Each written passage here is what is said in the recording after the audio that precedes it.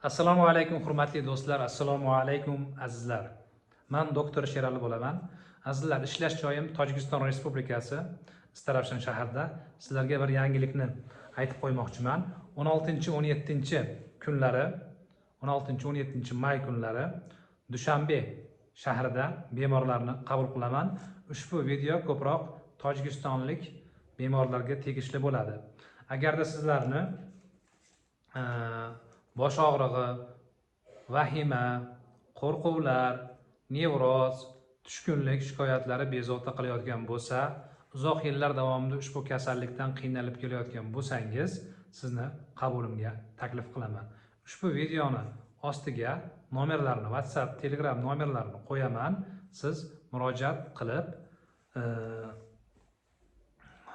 zapis orqali qabulga kelishingiz mumkin bo'ladi. 16-17 may kunlari Dushanbe shahrida Hoshimov klinikasida bemorlarni qabul qilaman. Dushanbe shahrida 84-mikrorayonda Bobojon G'afurov 33-V da joylashgan. Ya'ni adresi shu.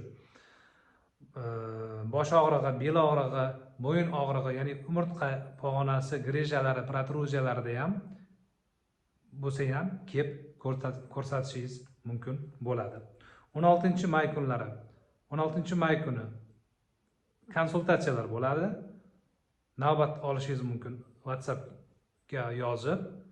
17-may kuni esa taxminan 10 kishiga 4-5 soatlik psixoterapiya o'tiladi. Katta dars o'tiladi.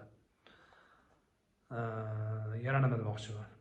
Ushbu konsultatsiyaga kelishdan oldin siz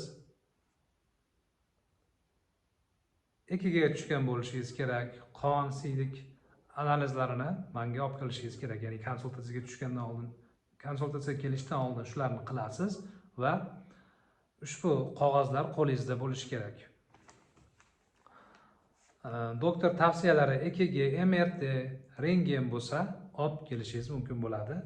Azizlar, sog' va salomat bo'lasizlar. Murojaat qiling.